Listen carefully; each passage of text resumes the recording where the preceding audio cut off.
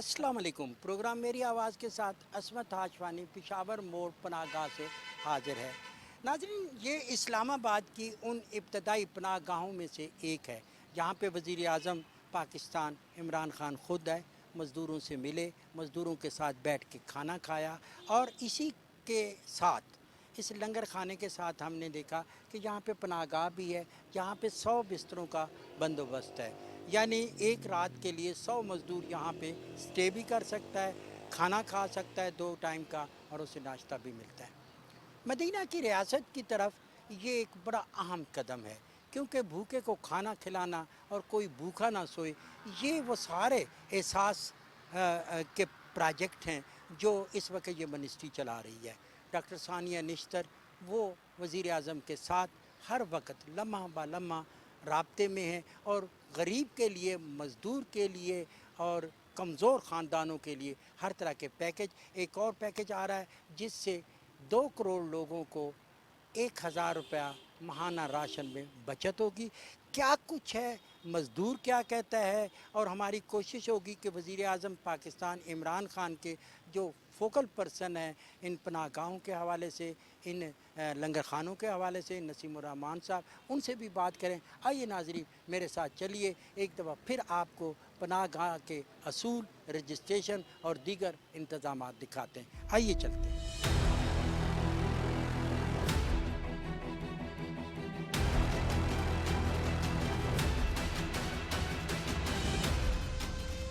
नाज़रीन, कोई भी शख्स यहाँ पे जब आता है और उसका स्टे होता है रात का, तो उसकी रजिस्ट्रेशन होती है यहाँ पे। और यहाँ पे लोग, यहाँ पे मैं देख रहा हूँ कि रजिस्ट्रेशन के लिए कोई आया हुआ है। और आपका अगर आपसे मैं पूछूं कि आप कैसे रजिस्ट्रेशन करते हैं, इसका तरीक़ाकार क्या है? सर, सबसे पहले उनको सीट पे बाइज़ तरीके से बिठाया जाता है, लाइन में लाते हैं उनको, सीट पे बिठाते हैं। उसके बाद उनसे हम उनका कार्ड लेते हैं, फिर उनकी इधर रजिस्ट्रेशन करते हैं। रजिस्ट्रेशन करने के बाद उनको हम अपना बेड कार्ड अलॉट कर देते हैं। उसके बाद वो उधर जाके हॉल में जाके सो जाते हैं अपने मुतलका बेड पे। नाज़रीन, मेरे साथ है ज़ीशान। ज़ीशान यहाँ पे सुपरवाइज़र हैं। यहाँ पे अकोमोडेशन कैसे करते हैं, यहाँ पे रात की रिहाइश का क्या बंदोबस्त है, कितने बेड है? ज़ीशान, कितने बेड हैं यहाँ पे, और ये कितने लोगों को फैसिलिटेट कर सकते हैं? अगर इजाफा होता है तो फिर क्या करते हैं? जी सर, यहाँ 100 बेड्स की कैपेसिटी है, डेली बेस पे जो फुल होते हैं। और अगर ज़्यादा हो जाएँ तो हमारी शटल सर्विस चलती है, जो जिसमें हम दूसरी पनाहगाहों से लिंक में रहते हैं, और वहाँ पे फिर हम उनको शटल के थ्रू वहाँ ट्रांसपोर्ट हमारी है फैसिलिटी, वहाँ हम फिर उनको ट्रांसपोर्ट देते हैं दूसरी पनाहगाहों पे। अच्छा ज़ीशान, यहाँ पे जो आते हैं आपके पास लोग रहने के लिए, लाजमी बात है आप उनके बारे में पता करते हो, कहाँ से आए, कैसे तसल्ली करते हैं, रजिस्ट्रेशन कैसे करते हैं? डाटा सर, हमारा MIS सिस्टम है, उसमें ऑनलाइन सिस्टम है, और हेड ऑफिस में उसका सर्वर है, यानी वहाँ से कनेक्ट हैं। उसमें डेली हम उनका ID कार्ड वगैरह और उसकी सारी जितनी रिक्वायरमेंट्स हैं, नाम वगैरह और जगह एड्रेस वगैरह और थंब एक्सप्रेशन और फ़ोटो, वो सब ले लेते हैं और रिकॉर्ड अपने पास मेंटेन रखते हैं। उसमें सारा हमारे पास यानी एक डेटाबेस की फॉर्म में वो रिकॉर्ड सेव रहता है। तो ज़ीशान, ये एक शख्स जो आता है, किसी काम के हवाले से आता है, किसी मजबूरी के तहत आता है, उसके पास अगर वसाइल नहीं, यहाँ आता है, कितने दिन रह सकता है? सर देखें, उसकी यूज़ पे है। वैसे हमारी जो पॉलिसी है वो PM साहब की तरफ से जो हमें इंस्ट्रक्ट की गई है कि फ़र्स्ट कम फ़र्स्ट सर्व है, तो वो एज़ मच जब तक उसका काम है वो रह सकता है यहाँ पे। उसमें कोई मतलब लिमिट अभी फ़िलहाल नहीं है। नाज़रीन, मेरे साथ है मर्दान का साद मोहम्मद।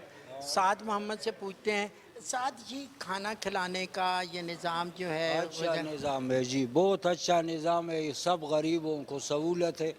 जिसका काम न भी हुआ है वो आके इधर रोटी खा लेता है। कोई मुसाफिर आ जाता है, सो जाता है। इससे और बात ये इन्हें अच्छा अहकामात है। अल्लाह करे ये सारे मुल्क में ऐसे पहुँच जाए। हाँ, भूखे को खाना खिलाना चाहिए, और ये पहले इधर ये सिस्टम था ही नहीं।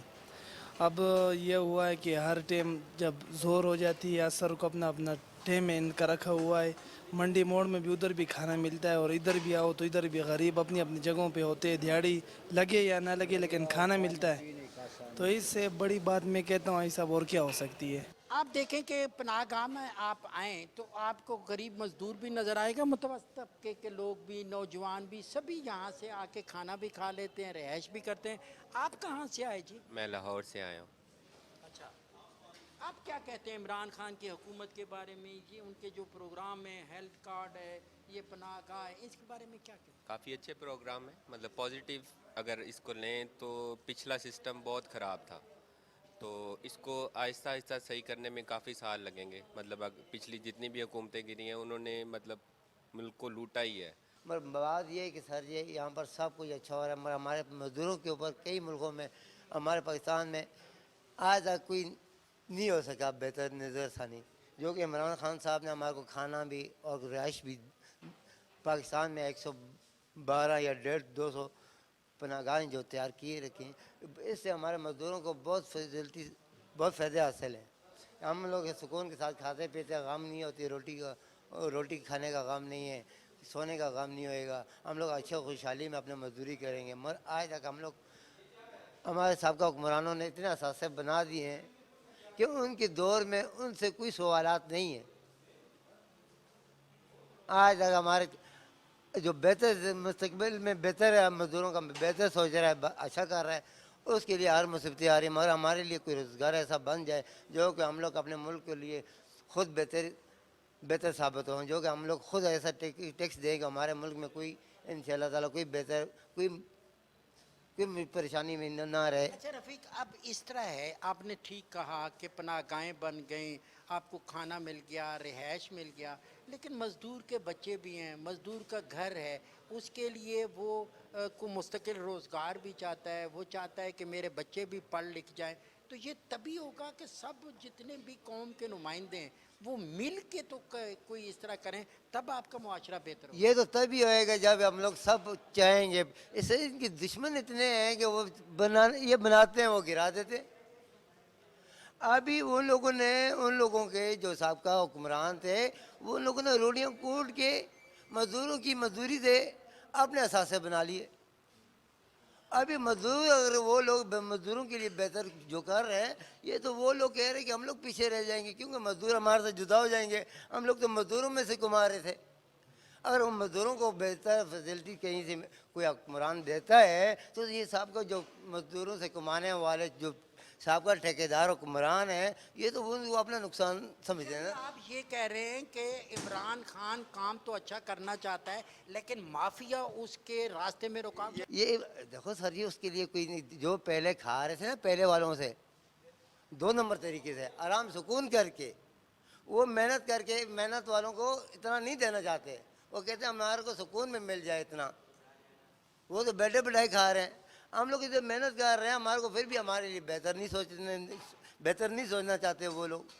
ابھی وہ بہتر بتائیں کہ وہ ملک کا دشمن، مزدور کا دشمن یا انسانیت کا دشمن کیا مستقبل میں کیا ثابت ہوئے.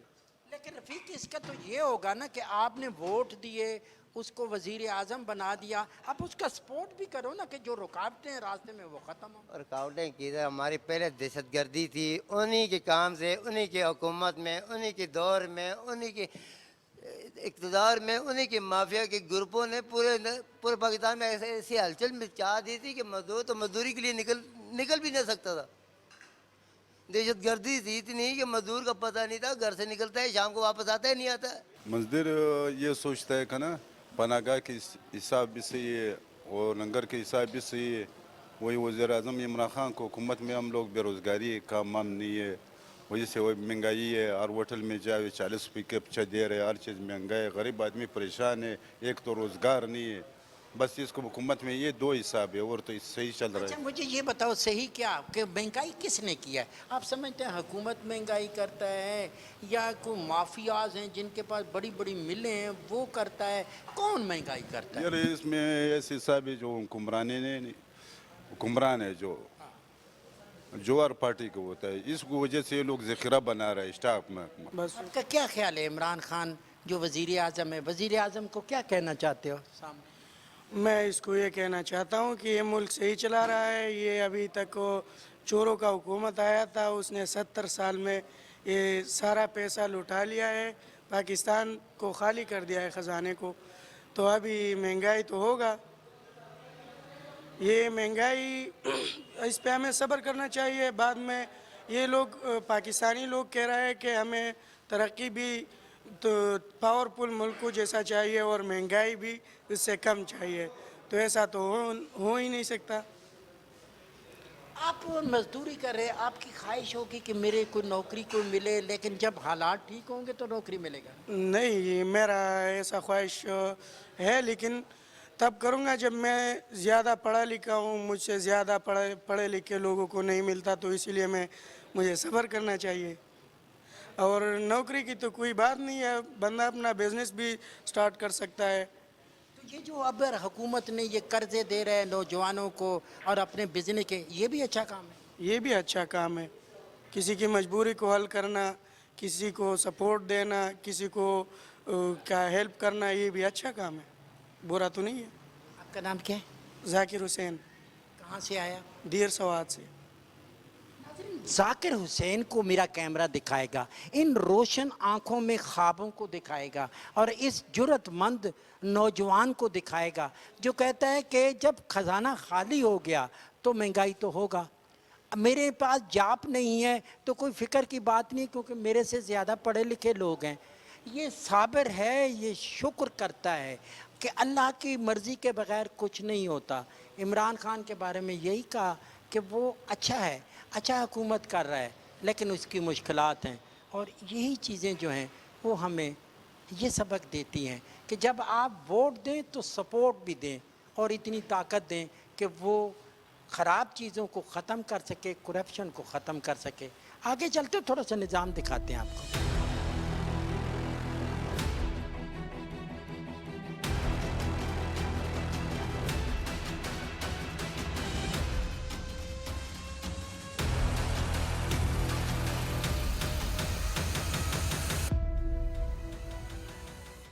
आपसे अगर मैं थोड़ी सी बात करूं, आप कहाँ से आए? मैं मरी का रहने वाला हूँ, और ये जब नहीं था तो मैं उस वक्त काम भी कर सकता था, तो फिर ये जब बना तो मैं उन काम करने के लिए नहीं, मेरा बरसात के मौसम में मकान गिर गया है, मैं बीवी को अपनी को छोड़ कर किधर इधर से आ गया हूँ। जो कुछ मांगता हूँ दिन को वो अपने पास रखता हूँ, बीवी को भेज देता हूँ। नहीं, कोई काम जो करते हैं, कोई जो काम छोटा मोटा आप कर सकते हैं वही पैसे आप करें। उन कुछ काम में अच्छा। बूढ़ा बहुत हो गया हूँ, कमज़ोर हूँ, बूढ़ा हूँ, इधर से मेरा पैसा जो होता है वो बच जाता है, मैं घर भेज देता हूँ। अच्छा, तो फिर बैतुल माल से भी कोई मदद आपकी हुई? वो के इदारा है वो वो वजीफा मैं देता उधर है? से नहीं गया, मैं एक नवाफक आदमी हूँ, तो मैं उधर से कभी रास्ता मुझे नहीं। ये बताएं कि ये जो वज़ीर आज़म साहब ने ये बंदोबस्त किया, गरीब आदमी के लिए खाना भी है, रिहाइश भी है, पहले जब आते थे होटलों पे ठहरते थे, होटलों में कैसे था? तो उस अब वक्त तो बचता ही कुछ भी ना था ना, घर वालों के लिए कुछ भी ना बचता। इधर उन्होंने अल्लाह भला करे, उनका ये रिहाइश भी है, खाना भी है, और बहुत आराम है, पैसे चार्ज होते हैं वो बच जाते हैं, घर वालों को भेज देते हैं। आपका इमरान खान के बारे में क्या ख्याल है, कैसा? बहुत अच्छे हैं, और गरीब आदमी का बहुत ख्याल करते हैं।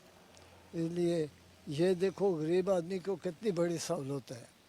हम किधर जाएं, रात को स्याला सर्दी है, आजकल होटलों में जाएं तो खर्चा ही नहीं बर्दाश्त हो सकता।